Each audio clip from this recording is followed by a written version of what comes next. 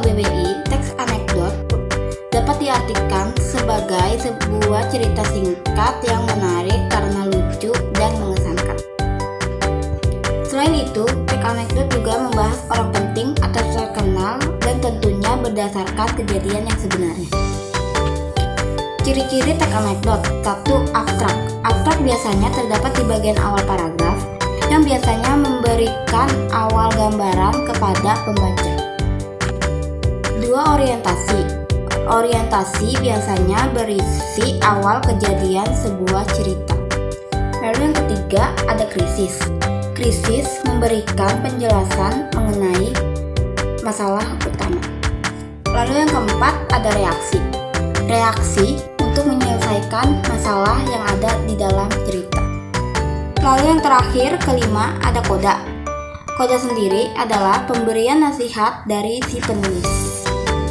Kebahasaan dari teks anekdot. 1. Menggunakan kata keterangan waktu lampau. Kedua, menggunakan kata penghubung. Lalu yang ketiga, menggunakan kata kerja. Yang keempat, menggambarkan urutan peristiwa berdasarkan waktu. Lalu yang kelima, menggunakan jenis pertanyaan retoris, yaitu kalimat yang tidak mengharuskan untuk dijawab.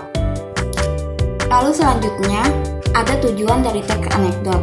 Yang pertama, membangkitkan tawa pembaca. Yang kedua, sebagai suasana hiburan. Lalu yang ketiga, sebagai suasana untuk mengkritik.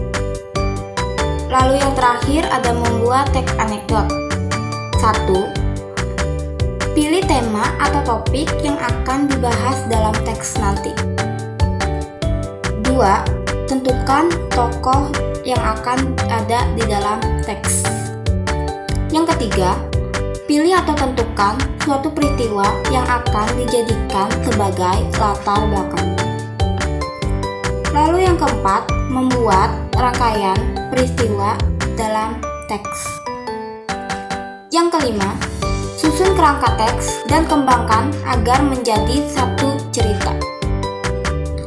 Lalu yang terakhir, keenam, teks anekdot disunting atau dicek kembali.